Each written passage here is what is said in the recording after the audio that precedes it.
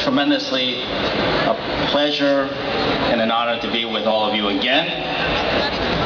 And I hope that one day we won't actually have to gather in such large numbers right here at Times Square, because the truth that will have been told and the truth will have been accepted. 94 years ago, they tried to do something that to this day they still deny.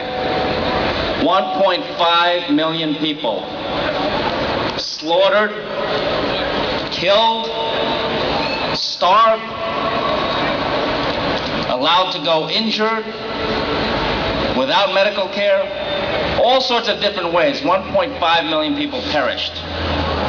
And the reason is clear, that those responsible tried to eradicate an entire people. Well, guess what? They failed. They did not succeed. And in fact, we see some of our survivors sitting right here with us. These are the survivors. These are the witnesses to the horror that took place during those most horrific years, the years that the Armenian people endured and suffered through. And even today, we see several generations represented here. We see our survivors, we see their children, grandchildren, and great-grandchildren. And the generations will never forget what happened. And that apology is long due. And to the extent that our government here in America, the land of freedom and the home of the brave, that we must do what we can in this country to ensure that the truth is told and that those responsible accept the responsibility for what happened beginning 94 years ago. We're sitting here, as Congressman Wiener mentioned, at the crossroads of the world. This is a place where the entire world looks upon.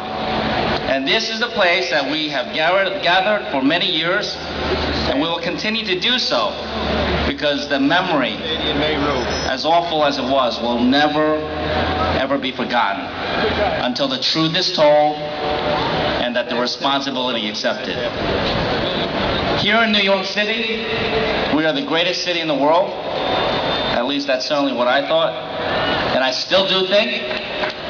And the spirit of the Armenian people lives on right here in New York City, in every sector of our society, as engineers, as teachers, as business people, as students. Every part of our society, there are Armenians who are succeeding to the very greatest heights. And that is something that they tried to get rid of a long time ago, but they certainly failed.